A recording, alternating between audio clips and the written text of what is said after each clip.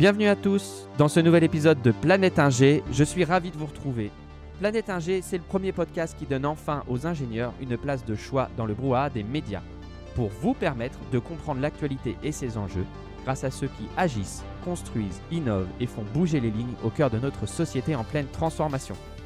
Ce podcast est entièrement coproduit avec ses auditeurs et ses invités, avec pour objectif de le faire grandir et qu'il n'ait pas besoin de faire appel à de la publicité pour continuer d'exister.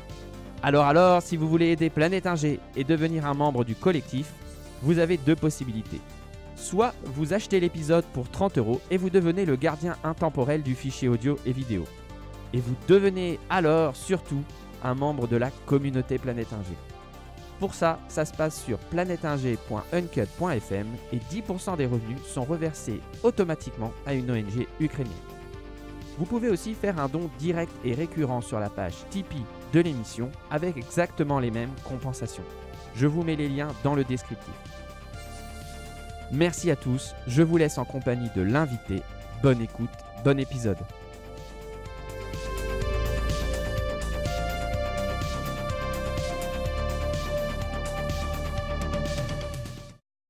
Bienvenue à tous dans ce nouvel épisode de Planète AG. Aujourd'hui, j'ai le plaisir de recevoir Caroline Chazal. Caroline, bonjour, merci d'être avec moi. Je te laisse te présenter aux auditeurs, si tu veux. Bonjour Mathieu, donc merci de ton invitation. Donc je m'appelle Caroline, j'ai 29 ans et je suis ingénieure en environnement. Heu bon, même si c'est un mot très, très large, mais voilà, en transition écologique, on va dire plutôt. Et je travaille dans la fonction publique pour une collectivité locale, en région parisienne, dans les Hauts-de-Seine. D'accord, la collectivité, elle a un nom, on peut préciser ou pas? Oui, c'est Grand Paris Seine-Ouest. Grand Paris Seine-Ouest et du Ouais, coup c'est une intercommunalité. OK, ça regroupe quelle région, enfin quelle zone, géographique du Donc on est une intercommunalité, donc un regroupement de 8 communes, dans le sud-ouest, de la petite couronne. Donc ça va de Boulogne, Issy-les-Moulineaux et Vanves jusqu'à Marne-la-Coquette, qui est à la en lisière des Yvelines. Et donc voilà, on est 8 communes et ça fait à peu près 320-330 000 habitants. OK, super. Voilà. Du coup, aujourd'hui, on avait décidé de parler un petit peu de comment les collectivités justement abordent cette nouvelle, ce challenge, de plus en plus pressant, Mmh. qui est, la transition écologique, transition énergétique, enfin tous les challenges auxquels on doit faire face C'est ça. et juste avant qu'on attaque, peut-être tu peux nous préciser les contours de ta mission, juste pour donner un Ouais. petit peu de cadre, aux auditeurs justement. Tout à fait. Alors, donc moi, je travaille pour Grand Paris Seine-Ouest depuis 2 ans et je suis chargée de mission pour l'animation du PCAET. Donc PCAET, ça veut dire Plan Climat Air Énergie Territorial. On appelle plus, ça, Plan Climat la plupart du temps pour faire plus court. Mais, le nom de mon poste, c'est ça et donc, dans les grandes lignes, moi, mon rôle, c'est de coordonner un petit peu toutes les actions du plan climat de la collectivité. Donc, en l'occurrence, il y en a une vingtaine, sur, différentes thématiques, sur 6 grandes thématiques et donc, je fais le suivi au quotidien avec les différents services qui sont en charge du pilotage de telle ou telle action. Sachant que moi-même, à l'intérieur de ce plan climat, il y a quelques actions que je pilote directement, mais je pilote pas toutes les actions évidemment et donc, le pilotage revient à la direction de la mobilité par exemple ou, à la direction de la commande publique et cetera et donc moi je fais le suivi, global en transversalité avec tous ces services-là de la collectivité. Je fais également le suivi évidemment avec les villes aussi pour, voilà, les informer de comment les choses avancent, des liens avec, ce qu'ils font aussi, à l'échelle de leur commune. Donc c'est un travail de, voilà, beaucoup de relationnel, avec beaucoup d'acteurs différents et voilà, de coordination. Voilà, ça c'est la principale mission que j'ai et puis, bah, du coup, à l'intérieur de ce plan climat, comme je disais, je pilote certaines actions, donc là, c'est plus de l'opérationnel, au quotidien, et voilà. OK. C'est quoi le plus gros challenge auquel tu dois faire face justement dans ces activités de coordination et de mobilisation un peu des communes autour de ce projet-là? Bah, justement, c'est que, c'est un métier où il faut être, constamment celui que enfin, il faut pas qu'on t'oublie, quoi, donc faut être constamment celui qui va toquer aux portes et demander des informations et des données, d'actualité et voilà, comment avance ton projet? Pourquoi ça n'avance pas si c'est le cas? Qu'est-ce qu'on peut faire pour remédier à ça? Donc c'est beaucoup de, de rappel. Voilà, faut être un petit peu là tout le temps et se tenir informé tout le temps. Donc moi, du coup, je participe à beaucoup de réunions sur beaucoup de sujets différents. Donc voilà, pour, histoire d'être, informée le plus possible. Mais voilà, je suis un peu celle qui va toquer aux portes, on va dire. Ouais, c'est vraiment du travail de, être régulier dans la mobilisation des gens pour, faire en sorte que le plan climat soit vraiment quelque chose, un fil rouge un petit peu, important pour tout le monde, quoi. Ouais, si tu me pardonnes l'image, tu un peu le tracteur. Enfin, c'est un C'est peu le ça. ouais, il Ouais, faut ouais, aller oui, OK c'est ça. et tu sens qu'il y a une vraie, envie, une vraie énergie pour aux gens de participer, de faire bouger les lignes ou tu sens qu'il y a encore Hem, beaucoup de traction, Dans l'ensemble, oui. Enfin, on va dire que, dans la collectivité où je travaille, j'ai la chance que ce soit quelque chose qui est plutôt, comment dire? Heu, hem Qui est plutôt bien intégré par, à peu près toutes les équipes. Comme quoi, voilà, c'est un sujet important et on doit y mettre du temps, on doit y mettre de l'énergie et cetera et cetera. Après dans les faits, oui, il y a des sujets et des directions où c'est plus difficile, de mobiliser parce que, c'est pas forcément encore hyper, intégré que c'est une «priorité» entre guillemets. Donc le travail de tous les jours fait que, parfois c'est plus difficile d'aller mobiliser sur certains sujets. Mais ça va dans le bon sens quand même dans l'ensemble. Et puis voilà, parce que de toute façon, politiquement parlant aussi, c'est un sujet qui est prioritaire, qui est stratégique et donc ça facilite aussi les choses forcément. OK. C'est des choses qui sont, on parle d'un quand on parle de plan climat, on va essayer de détailler un petit peu ce que ça englobe, mais pour commencer, c'est plutôt quelque chose qui est dans l'action Mmh mh. ou dans la réaction? C'est-à-dire que est-ce qu'on anticipe des changements à venir sur, 5, 10, 15, 20 ans? Donc Mmh. on établit un plan de préparation parce qu'on sait que la transformation, urbaine, ça prend du temps? Bien Ou est-ce sûr. que pour l'instant, on est juste sur un plan de réaction en disant, on doit réduire notre impact et donc on doit prendre des mesures concrètes? Voilà, Heu c'était C'est les 2, j'ai envie de dire parce que, voilà, un plan climat, c'est de la planification, hein. Globalement, c'est beaucoup de qu'est-ce qu'on va faire et cetera et cetera. Donc il y a un côté réaction, mais il y a un côté quand même, planification sur le plus long terme. Alors, sur les 2 volets de la transition écologique, hein, à la fois sur le volet, atténuation de notre empreinte, environnementale, de nos émissions de GES, de gaz à effet de serre et un côté, adaptation parce que, de toute façon, le changement climatique est déjà là. Ça a déjà des conséquences sur un territoire comme celui sur lequel je travaille, voilà, très urbain, avec des inondations qui peuvent être, plus, plus source de plus de dégâts aujourd'hui, avec des canicules, voilà, donc on a déjà des conséquences et donc comment on peut s'adapter, là, très concrètement, sur du court terme? Heu, donc dans le plan climat, on a des actions qui sont plus sur du court terme, mais on a des choses dont on va pas forcément voir les effets, là, dans 1 an ou dans 2 ans, où là, ce sera plus des effets sur plus long terme. Donc ça, pour moi, c'est les 2. OK. Le plan climat, ça concerne, quels sont les secteurs qui sont concernés, en fait, justement? Alors, en fait, ça dépend, ça dépend d'une collectivité à une autre, puisque c'est basé sur les compétences de la collectivité. Donc, un plan climat, en l'occurrence, un plan climat air énergie territoriale, ça incombe aux intercommunalités de plus de 25 000 habitants. Donc, forcément déjà, c'est en termes de compétences, on sait à peu près sur quoi on va être par rapport à une ville ou par rapport à une région, par exemple, qui ont pas du tout les mêmes compétences. En général, les intercommunalités ont pas mal de compétences différentes, donc ça, c'est une chance. En l'occurrence, pour nous, on a pas mal de compétences. On a, par exemple, la compétence de l'aménagement du territoire. On a la compétence sur, la collecte des déchets. On a la compétence sur, tout ce qui est, assainissement aussi, enfin voilà, c'est plein de sujets différents qui font que du coup, notre plan climat, il peut être assez complet en termes de thématiques. Mais forcément aussi, il y a des choses sur lesquelles on doit travailler en étroite coopération avec notamment les villes, sur la question de l'énergie, par exemple, les réseaux de chaleur, c'est une compétence communale. Donc là, forcément, même si c'est nous qui écrivons, qui planifions un petit peu ce qu'on va faire, ben, derrière, c'est les villes qui vont pouvoir mettre en œuvre, qui vont vraiment avoir la main sur la mise en œuvre de ces Mmh, travaux-là. mmh. Donc c'est beaucoup de coopération là-dessus.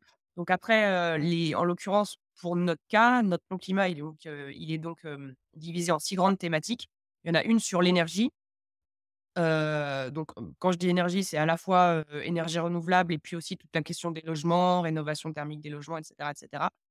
On a un axe sur, l'aménagement du territoire et toute la partie, végétalisation aussi, donc là, c'est plus la partie adaptation pour le coup.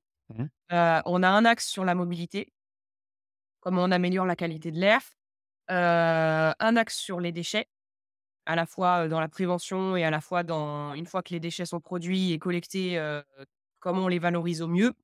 Un axe sur la mobilisation des acteurs, donc ça, c'est un axe assez transversal. Donc, c'est à la fois comment on mobilise les habitants, comment on mobilise les entreprises aussi, c'est un gros sujet. Et le dernier axe, c'est nous, en tant que collectivité, en tant qu'établissement public, qu'est-ce qu'on peut faire pour être exemplaire? Donc là, c'est Ouais, un «d'entreprise» entre guillemets. c'est ça, parce que c'est intéressant. On avait abordé le point dans l'épisode que j'ai enregistré avec Arthur. On parlait d'impact carbone des citoyens et justement, Mmh. une des grandes parts de l'impact carbone qu'on a en tant que citoyen, ce sont des impacts carbone, collectifs Oui. qui sont redistribués sur chacun, sur laquelle on n'a pas trop la maîtrise et du coup, on compte un peu sur les pouvoirs publics pour, bouger. Mmh. Et d'ailleurs, on entend beaucoup, la petite, chanson, de la part de certains influenceurs, sur les réseaux sociaux, comme quoi les pouvoirs publics ne font jamais rien et ne font rien ou ne font pas assez. C'est quoi ton sentiment par rapport à ça? Et après on va donner Hem, justement dans les verticales que tu nous as données, on donnera des exemples concrets de ce Bien qui se sûr. passe. Bah, nous, en tant que collectivité locale, on est aussi tributaires de ce que l'État fait ou ne fait pas, en l'occurrence, de la législation, de la réglementation qui évolue. Des fois vite et il faut qu'on s'adapte rapidement aussi et des fois plus lentement et nous, du coup, on est aussi en attente de, heu précisions de la part de l'État, de la part du gouvernement pour, concrètement, nous derrière, mettre en place ce qui doit être mis en place. Donc nous-mêmes, on est en tant que collectivité, on est aussi tributaires de ça. Est-ce que ça, Hem c'est un vrai frein, le fait que tout soit, centralisé, au niveau Ça fait municipal? partie des freins parce que d'un côté, l'organisation administrative des collectivités fait qu'on a on a la main sur beaucoup de choses, en termes d'opérationnel, on va dire, mais il y a des choses sur lesquelles on n'a pas la main. Voilà, la loi, c'est pas nous qui la faisons, c'est à un niveau, au-dessus et là, forcément, nous, on est comme les gens, enfin, entre guillemets, comme les citoyens, heu, à attendre parfois que, telle loi sorte et qu'on sait que, bah, dans 6 mois, il y a peut-être des choses sur lesquelles on va devoir évoluer parce que, la loi aura bougé. Donc, nous, on a aussi cette, cette «difficulté» entre guillemets parce que, oui, des fois, en termes de timing, voilà, il faut arriver à s'aligner, parce que, ça a un impact sur nos propres politiques publiques. Alors parfois dans le bon sens aussi, hein, parce que, on va se dire, on voudrait mettre quelque chose en place. On sait que dans un mois ou dans 2 mois, il y a telle loi qui va sortir, ça va nous aider parce que ça va nous donner plus de poids pour mettre en place une action, par exemple. Hem, Ouais et justement, on a dans l'impression ces que sans loi, on a l'impression que rien ne bouge. Là, je prends l'exemple de consommation énergétique des bâtiments avec le fameux, on va être un peu technique pour les auditeurs, mais le fameux décret tertiaire, décret Bax. Tout le monde se réveille à la dernière minute et on se rend compte qu'avant ça, personne, regardait vraiment la consommation énergétique, de son bâtiment ou faisait quelque chose. Bon, Bien il y a eu sûr. des obligations sur les constructions neuves, mais c'est pas un peu dommage d'attendre à chaque fois, que le législateur, impose des choses pour, Bah, malheureusement, alors après c'est pour le coup, mon sentiment, très personnel, c'est bien en fait, au maximum, on essaye de responsabiliser, que ce soit les entreprises, les habitants, sans pour autant, imposer ou légiférer sur tel ou tel sujet. Mais ça suffit pas toujours malheureusement, et c'est pour ça qu'une loi comme le décret tertiaire est là, en l'occurrence. Bon, là, pour le coup, ça concerne pas les citoyens, ça concerne les entreprises, hem, ou les collectivités comme nous. Pour le coup, on est aussi soumis au décret tertiaire. Mais cette loi, elle est là justement pour, un petit peu accélérer les choses parce que, bah, en fait, le fait de dire juste, les entreprises du tertiaire doivent faire leur part dans, la transition écologique et devraient réduire leur consommation. C'est malheureux, hein, mais tant que en tout cas, voilà, encore une fois, c'est mon avis, tant que des fois, sur certains sujets, tant qu'il y a pas forcément quelque chose qui impose alors, il y a imposer et il y a aussi imposer en donnant les clés pour agir, et en incitant, en donnant un coup de pouce financier. Voilà, il y a imposer, mais il y a une manière de le faire aussi. Mais tant qu'il y a pas une loi qui légifère un petit peu et qui réglemente tout ça, il y a beaucoup de sujets sur lesquels on n'avance pas assez vite et en l'occurrence la transition enfin le changement climatique, c'est un sujet où il faut à un moment donné, là, de toute façon, il faut qu'on accélère, vraiment. Donc On manque vraiment de moyens de l'État pour, encore une fois, moi, j'ai pas d'avis personnel parce que je connais pas du tout la question en détail, Mmh. mais si tu écoutes, les politiques, certains politiques, écologiques, enfin flagués, écologie, d'autres, acteurs, voilà, ça a une musique qui revient souvent: manque de moyens, Bien manque sûr. de moyens, manque de moyens. Et comment vraiment de moyens, financiers, surtout au niveau de l'État? On est quand même, Non, je pense que c'est pas tant des moyens financiers, je pense que ça on les a, et voilà le des choses comme France Relance, comme, tous ces plans-là de relance qui ont été vraiment, tagués, transition énergétique et cetera. Je pense que ça montre un vrai, soutien du de l'État à ces fili à ce domaine-là. Maintenant, ce qui manque encore, je pense, c'est effectivement des vraies décisions de je sais pas trop comment l'expliquer, mais, certaines décisions pour aller plus loin là-dedans, quoi. En soi, les sous, je pense qu'on les a et c'est c'est une question de décision et de volonté, en fait. tu as Parce que, des exemples de décisions, toi, qui te paraîtraient, évidentes et qui, voilà, qui sont laissées en bah, attente? je pense par exemple à la question de la rénovation des logements, par exemple. Ça revient souvent sur la table, oui. Mmh. Ça revient souvent sur la table parce que, bah, de toute façon, c'est un fait en France et Grand Paris Seine-Ouest, là où je travaille, le territoire où je travaille n'y fait pas, exception. Le plus gros poste de consommation de la France, c'est le bâtiment, c'est les logements et c'est le chauffage des ménages. Partant de ce principe-là, voilà, on a dit: «On doit rénover, X logements», j'ai pas le chiffre en tête, mais plusieurs centaines de milliers de logements par an. Donc l'État met de l'argent sur la table, déjà avec, voilà, par exemple, MaPrimeRénov'. Ça, c'est décliné aussi, à toutes les échelles, territoriales. Voilà, les régions mettent de l'argent aussi, les collectivités comme nous mettent de l'argent aussi, les départements. D'ailleurs, c'est toujours une source d'incompréhension de la part des gens, ce que je comprends totalement. Et c'est pour ça qu'il faut les accompagner à s'y retrouver dans t les méandres de toutes ces aides-là. Mais bref, pour revenir à ça, voilà, il y a des incitations financières qui sont faites. Il y a eu des lois qui ont été mises en place qui, voilà, petit à petit, progressent. Je pense par exemple aux, pour les propriétaires bailleurs, propriétaires de passoires thermiques, de logements, voilà, étiquetés, E, F, G. Déjà cette année, je crois que c'est entré en vigueur cet été, de ne plus Mmh. augmenter les loyers. Et à partir de l'année prochaine, enfin 2024, de ne plus louer ces logements-là. Ou en tout cas, de devoir faire des travaux s'ils veulent continuer de les louer. Hem, En soi, c'est bien, mais du coup, il y a un certain nombre de personnes qui disent: «Oui, mais moi j'ai pas les sous en face pour faire ces travaux-là, donc je préfère vendre, plutôt que de devoir faire des travaux». Donc ça, c'est un problème parce que du coup, on se retrouve un peu sur un truc un peu bloquant. Et pour moi, c'est là où l'État aussi doit mettre la main, c'est malheureux, mais je pense que c'est il y a que comme ça que l'État pourra, inciter encore plus les gens à aller dans ce sens-là. Hem,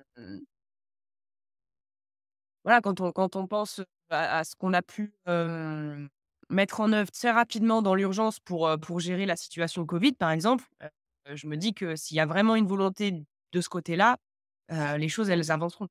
Ouais, mais c'est un peu bizarre parce que tu vois, Voilà. si je reçois de l'aide de l'État pour, rénover mon logement en tant Mmh. que loueur, bah, en fait, finalement, j'ai gagné entre guillemets «sur tous les tableaux» parce que l'État a financé la rénovation. Moi, je continue de toucher le loyer. C'est pas facile et comme tu dis, C'est pas simple. si on impose l'interdiction de location, on va avoir, parce que bon, si on met de côté les vraiment les logements insalubres, on va avoir des logements aujourd'hui occupés qui vont être arrêtés d'être mis en location. On est déjà en flux hyper tendu en logement.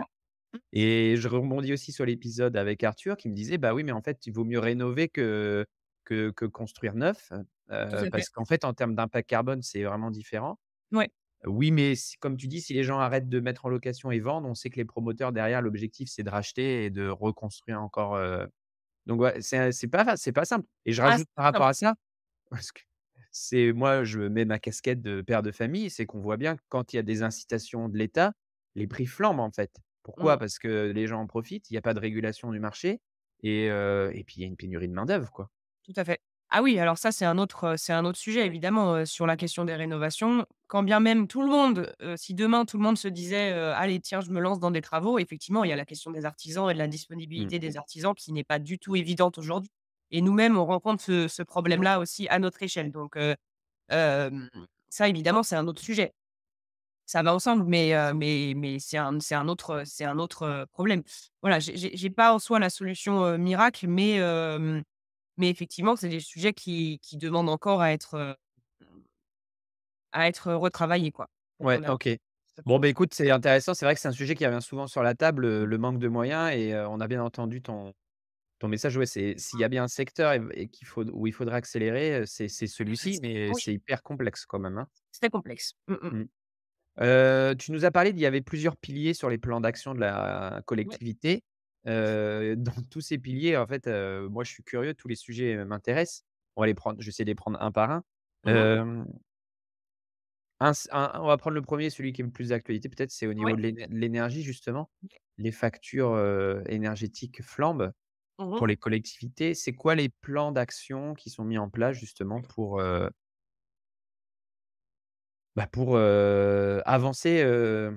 Alors, avancer sur ce sujet? Alors bon, l'énergie, c'est vaste, hein, il y a bien sûr, mais, alors pour la question des collectivités, effectivement, nous, enfin l'impact de la crise énergétique sur nous, collectivités, nous, on a vu effectivement, enfin, c'est des sujets sur lesquels on parle là, en ce moment même, avec mes collègues et on fait beaucoup de réunions, sur ce sujet-là.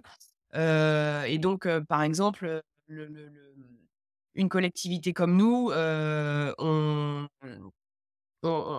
par exemple, sur les bâtiments qu'on gère, on en a assez peu, nous, par exemple, par rapport à une commune, par exemple, qui a des écoles et beaucoup plus de bâtiments à gérer. Mais une collectivité comme la nôtre, on a plutôt, ouais, on a beaucoup moins de bâtiments, mais par contre, en termes de factures de gaz et factures d'électricité, effectivement, pour l'année prochaine, les prix vont exploser. Donc ça, effectivement, c'est un gros sujet chez nous. Donc ça nous pousse à, bah, en tout cas, à programmer encore plus précisément les travaux qu'on doit faire sur nos bâtiments à nous, et aussi à agir sur, bah, justement la sobriété énergétique auprès de nos agents, comment on les mobilise pour qu'ils aient les bonnes pratiques. Voilà, donc là, par exemple, on a mis en place tout un plan de sobriété énergétique dans nos bâtiments, sur nos sites. Après pour les habitants, ça veut dire aussi, bah, justement nous on finance on subventionne des travaux de rénovation énergétique, par exemple. On a différents dispositifs comme ça pour les copropriétés, pour les maisons individuelles et cetera. Là, on assiste pour le coup à un peu un regain d'intérêt pour ces subventions de gens, voilà, qui se disent: «J'ai une chaudière au gaz, il faut que je change», ou alors: «J'ai une chaudière au fioul, encore pire, il faut que je change, mais du coup, je veux pas faire une chaudière au gaz, qu'est-ce que je peux faire?» Enfin voilà. On assiste à un peu un regain d'intérêt pour ces sujets-là. Donc tant mieux. Si ça peut faire malheureusement, il y a que quand on est en situation de crise que souvent que ça fait bouger les gens, mais oui, il y a des si ça peut permettre de faire avancer ces sujets-là, tant mieux. Hem, Après par rapport à l'énergie en tant que telle, bah, il y a des plans de déploiement, peut d'accélérer le déploiement, d'énergie, alors dites, sur les énergies dites renouvelables, tu veux dire? renouvelables. Ouais, Oui, parce alors qu'on sait là-dessus, que oui. pour l'optimisation énergétique, on pense tout de suite réduction de consommation, mais c'est pas le seul facteur. Un des autres facteurs qui doit être pris en compte, c'est l'autoconsommation ou la production Oui, d'énergie, heu, d'énergie, propre, renouvelable, ouais. enfin renouvelable, oui. Oui, oui, Hem, donc ça passe par le photovoltaïque, l'éolien. Ça passe aussi, tu parlais de chaudière gaz biomasse. oui. Il y a des projets comme ça qui sont initiés aussi, Alors là-dessus, en l'occurrence, nous, on a fait tout un travail cette année, là, qui est en train d'être finalisé, pour planifier vraiment concrètement, cette transition énergétique là, du coup. On est vraiment sur le volet énergie pure, et donc déploiement des énergies renouvelables, massification des énergies renouvelables, sur le territoire. Parce que pour l'instant, on en produit un petit peu, mais c'est encore, bien trop peu par rapport aux objectifs qu'on s'est donnés justement dans le plan climat.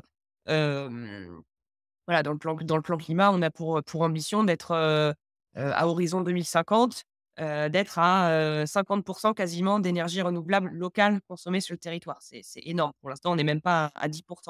Donc c'est vraiment un énorme bond en avant, et donc pour ça, on est en train de terminer de rédiger un schéma directeur des énergies. Donc c'est quelque chose qui se fait encore assez peu, en tout cas sur l'Île-de-France. Pour, vraiment écrire point par point, qu'est-ce qu'on va faire pour développer les énergies renouvelables filière par filière. Donc ça passe par déjà, diagnostiquer qu'est-ce qu'on consomme sur le territoire, où est-ce qu'on le consomme, quel type d'énergie on consomme, qu'est-ce qu'on produit déjà aujourd'hui et surtout sur quel potentiel on peut s'appuyer, pour développer tout ça. Et donc derrière, on discute avec nos élus, on discute beaucoup avec les villes aussi parce que voilà, je reprends l'exemple des réseaux de chaleur, c'est eux qui ont la main beaucoup là-dessus.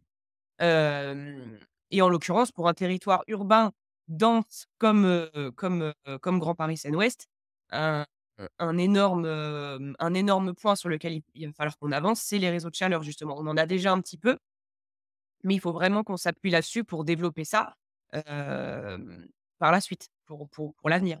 Un autre potentiel sur lequel on peut s'appuyer aussi, c'est la géothermie. Dans le sous-sol francilien et en particulier dans le sous-sol du sud-ouest parisien, on a énormément de géothermie. Donc ça, c'est pareil, c'est de l'énergie, qui est là, qui est sous nos pieds, qui est gratuite, qui est renouvelable et bon, évidemment, ça demande des gros travaux au début, mais une fois que c'est fait, c'est de l'énergie qui est disponible, qui est pas chère, enfin, en tout cas, dont on peut maîtriser les coûts, et c'est un énorme avantage par rapport au gaz, par exemple. Donc, Tu voilà. tu peux détailler un petit peu cette histoire de réseau de chaleur juste pour expliquer aux gens en quelques Oui, quelques un réseau minutes? de Parce chaleur, que alors oui, énergie renouvelable, on pense, à tort, que photovoltaïque et éolien. c'est On ça. fait des On pense assimilations, mais ça, on c'est de la génération c'est ça, électrique et finalement, exactement. c'est pas le cœur du problème, on va dire. Exactement. En fait, quand on parle d'énergie renouvelable et d'énergie renouvelable, on a tendance à ne penser qu'à la partie électricité, effectivement et du coup, panneaux solaires, éoliens, et barrages hydroélectriques. Mais Mmh. évidemment, c'est pas notre cas. On n'est pas dans les montagnes, chez nous, donc c'est pas notre cas, et on n'a pas de champs non plus, donc l'éolien, on oublie un petit peu. Mais en fait, un truc qu'on oublie souvent, c'est que la moitié de l'énergie qu'on consomme en France, c'est pas de l'électricité, c'est de la chaleur. Donc ça, c'est Ouais. un énorme point et du coup, comment dire? Le réseau de chaleur, en fait, c'est un moyen c'est pas une énergie à proprement parler, c'est un Mmh. vecteur d'énergie, c'est un vecteur de chaleur. C'est quelque chose qui transporte de la chaleur, plutôt que d'avoir, pour chaque maison, par exemple, une chaudière qui va chauffer que la maison. Et ben, on va avoir un réseau, comme un réseau électrique ou un réseau de gaz, un tuyau qui va, sous forme de boucle, alimenter du coup les maisons sont connectées à ce réseau-là et donc elles sont connectées, elles sont raccordées au réseau et donc elles vont pouvoir avoir la chaleur, être alimentées en chaleur par ce réseau-là. Et donc c'est un système de boucle. On Et a on la récupère où cette énergie, alors voilà, théorique? un réseau de chaleur en soi, ça peut être alimenté par n'importe quoi. Un Ouais. réseau de chaleur alors d'ailleurs ça peut être aussi un réseau de froid. Il y en a qui sont réversibles, qui peuvent aussi faire du froid pour l'été et donc un réseau de chaleur, il faut que ça soit quand même alimenté à un endroit, ou un autre par un point de chaleur. Donc ça peut être, une centrale en soi, ça peut très bien être une centrale à charbon, Mmh mh. quelque chose qui fait du chaud à un point A, qui alimente ensuite, le réseau de chaleur qui chauffe la vapeur d'eau et cette vapeur d'eau, elle circule dans le réseau de chaleur et ensuite elle va, alimenter les radiateurs des maisons ou des immeubles qui sont raccordés. OK. Mais donc ça peut être n'importe quelle source de chaleur donc ça peut être une centrale à gaz, ça peut être, une centrale, Heu, hem, je sais pas, une centrale par exemple, biomasse, Ouais. mais en l'occurrence, ce qui est intéressant, pour notre territoire, c'est de faire appel à de la géothermie. Donc on sait que sous le sol, on a un point où il y a de l'eau chaude dans le sol. Mmh mh. On va forer plus ou moins profond, il y a différents types de géothermie. Il y a de la géothermie de surface, semi-profonde et puis de la géothermie profonde où là, on est à plusieurs centaines de mètres, dans le sous-sol et les températures d'eau en dessous sont pas les mêmes. Après, je suis pas, une experte en la matière, mais globalement, c'est ça et donc on va faire un forage, on va chercher pomper l'eau chaude dans le sol, on va la remonter et là, soit éventuellement on la réchauffe un petit peu avec une petite pompe à chaleur ou quelque chose, mais sinon peut-être que l'eau va être déjà à la bonne température et donc on l'envoie dans le réseau et du coup ça va chauffer les maisons comme ça. Heu voilà, ça c'est le principe des réseaux de chaleur. Donc effectivement, ça demande des travaux au départ puisque non seulement il faut créer la source de chaleur à un endroit, mais surtout il faut construire le réseau. Donc il faut construire des tuyaux, il faut creuser, voilà. Donc ça évidemment, ça demande des travaux au départ, quoi. Ouais, d'accord. J'en ai entendu un petit peu parler, parce que je crois qu'au Havre, ils ont développé ce réseau de chaleur, Oui, c'est possible. Alors, en l'occurrence à Paris, il y a un réseau de chaleur, c'est assez peu connu d'ailleurs, mais le réseau de chaleur de la ville de Paris, c'est un réseau qui a 100 ans, qui existe depuis une centaine d'années. Et en fait, c'est une technologie qui est assez ancienne finalement. Bon, évidemment qui a évolué depuis, mais le principe de réseau de chaleur, c'est quelque chose qui est assez ancien, donc qui est bien OK. expliqué et Qu'est-ce connu. qu'est-ce que ça veut dire sur la ville de Paris? Ça veut dire qu'on pourrait le il est déjà utilisé, on pourrait ou Ah tout pas à là? fait, oui. En fait, le réseau de chaleur de la ville de Paris, c'est la compagnie parisienne de chauffage urbain, CPCU, qui gère ça et donc il y a des cartes qui existent sur internet qui sont tout à fait accessibles et en fait, régulièrement d'ailleurs si on se balade dans Paris, on voit régulièrement des travaux, des zones de travaux de chantier où on voit, un petit logo CPCU, raccordement au chauffage urbain. C'est ça en fait, c'est des bâtiments qui sont en train d'être raccordés au réseau qui passe peut-être, dans la rue juste à côté en fait. D'accord, OK. Voilà. C'est pas la seule explication à tous les travaux qu'on a à Paris, mais Pas la seule explication mais celle qui est dessus. mais ça en est une partie. OK. OK, super intéressant. Donc là, voilà, c'est la fin de la première partie de cette interview passionnante et j'espère que vous vous êtes régalés. Rendez-vous mercredi pour la diffusion de la deuxième partie. En attendant, n'oubliez pas de vous abonner à la newsletter sur newsletter.planeteinger.fr, le lien dans le descriptif, pour ne rien rater de l'aventure du podcast. À bientôt!